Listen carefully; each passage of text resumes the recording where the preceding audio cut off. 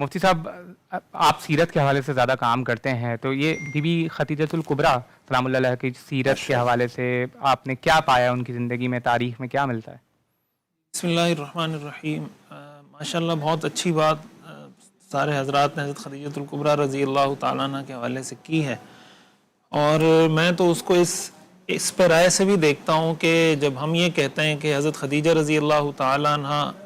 سب سے پہلے علی الاطلاق سب سے پہلے اسلام قبول کرنے والی شخصیت حضرت خدیجہ کی ہے،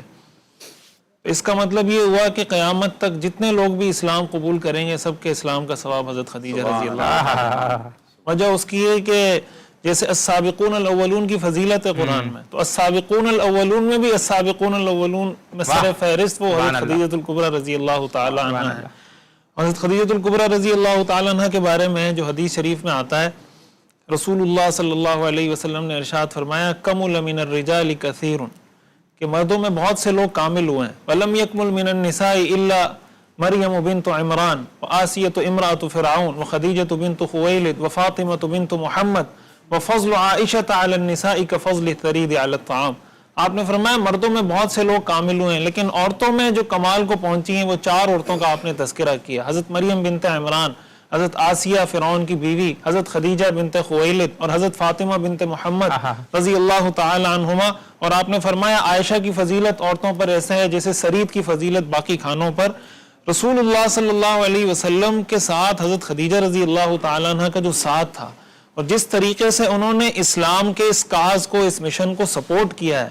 وہ ہمارے لیے ایک بہت بڑا اسوہ حسنہ اور بہت بڑا رول ماڈل ہے۔ حضور علیہ الصلوۃ والسلام کی حضرت خدیجہ رضی اللہ تعالیٰ عنہ کے ساتھ محبت یوں ہی نہیں تھی، حضرت خدیجہ رضی اللہ تعالیٰ عنہ نے جو قربانیاں دی ہیں اور جن مشکل حالات میں وہ حضور علیہ الصلوۃ والسلام کے ساتھ کھڑی ہوئی ہیں، جس وفا شعاری کا اظہار کیا ہے، اور پھر جس عقل مندی کے ساتھ، دانش مندی کے ساتھ سارے معاملات، آپ دیکھیں جب پہلی وحی نازل ہوئی حضور علیہ الصلوۃ والسلام تشریف لائے تو حضور علیہ الصلوۃ والسلام پیغمبر ہیں، خاتم المرسلین ہیں، سید الانبیاء ہیں، حضور علیہ الصلوۃ والسلام کو تسلی حضرت خدیجہ دے رہی ہیں، اور حضرت خدیجہ کی تسلی سے حضور کو تسلی ہو رہی ہے، اور ایسا نہیں کہ انہوں نے صرف تسلی دی، ورقہ بن نوفل کے پاس لے کر گئیں، ان سے ملوایا، ساری بات چیت کروائی، کیوں؟ تاکہ حضور علیہ الصلوۃ والسلام کی یہ جو پریشانی ہے میں کسی طرح حضور علیہ الصلوۃ والسلام کی اس پریشانی کو کم کر سکوں۔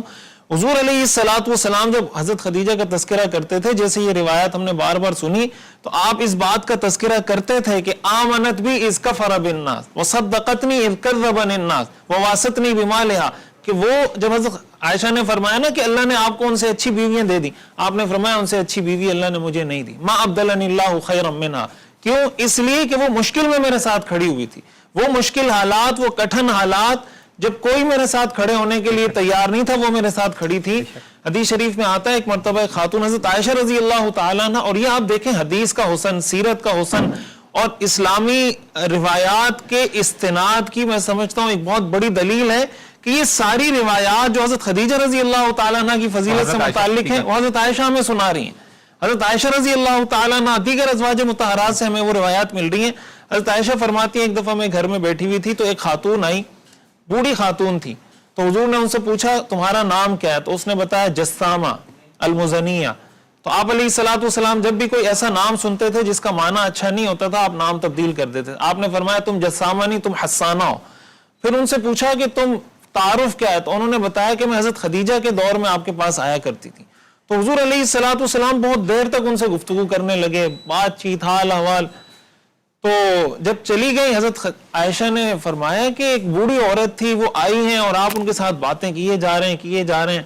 تو حضور نے فرمایا یہ وہ خاتون تھی جو خدیجہ کے دور میں ہمارے گھر میں آیا کرتی تھی۔ اور آگے آپ نے ایک جملہ ارشاد فرمایا، آپ نے فرمایا ان حسن العہد من الایمان، تعلقات کو اچھے طریقے سے نبھانا یہ ایمان کا حصہ ہے۔ میں یہاں پہ یہ بات عرض کیا کرتا ہوں کہ دیکھیں حضور علیہ الصلوۃ والسلام حضرت خدیجہ رضی اللہ تعالیٰ عنہ کی وجہ سے ان کی ہمشیرہ حضرت حالہ کا کتنا احترام کر رہے ہیں، ان کی سہیلیوں کو ہدایہ بھجوا رہے ہیں، ایک بوڑھی خاتون آ رہی ہیں ان کے ساتھ صرف اس لیے اتنی تفصیلی گفتگو کر رہے ہیں کہ وہ حضرت خدیجہ کی دوست تھی، ان کے دور میں آیا کرتی تھی۔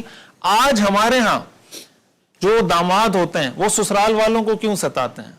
وہ اس لیے ستاتے ہیں کہ ان کی بیٹی ہمارے گھر میں۔ رسول اللہ صلی اللہ علیہ وسلم نے فرمایا کہ اگر کسی کی بیٹی تمہارے گھر میں ہو، صرف ان کے والدین نہیں، ان کی بہن، ان کی سہیلیاں، ان کے دور میں آپ کے پاس آنے والے، ان سب کا آپ نے خیال رکھنا ہے، ان سب کو ہدایہ بھجوانے ہیں، تحفے بھجوانے ہیں۔ آج ہمارے ہاں کتنے گھر اس وجہ سے برباد ہوتے ہیں کہ جو دامادوں کا رویہ اپنے سسرال کے ساتھ ہوتا ہے وہ ایسا ہوتا ہے کہ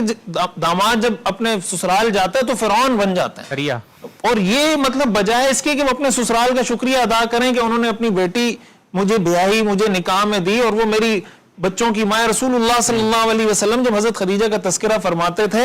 جب حضرت عائشہ پوچھتی تھی تو آپ یہ وجہ بھی بتاتے تھے کہ یہ ان کی خصوصیات ہیں، ساتھ آپ فرماتے تھے کہ اللہ نے مجھے ان سے اولاد عطا فرمائی ہے۔ اس سے پتہ چلتا ہے کہ جس بیوی سے اللہ تعالیٰ کسی کو اولاد عطا فرمائے اس سے محبت اور بڑھ جاتی ہے، تو اس بیوی سے متعلق جو اس کے رشتہ دار ہیں ان کا خیال رکھنا، ان کو ہدایہ بھجوانا، یہ بھی رسول اللہ صلی اللہ علیہ وسلم کی سیرت اور سنت ہے۔ اور میں یہ سمجھتا ہوں کہ حضرت خدیجہ رضی اللہ تعالیٰ عنہ کی سیرت میں جو سب سے بڑی سیکھنے اور سمجھنے کی چیز ہے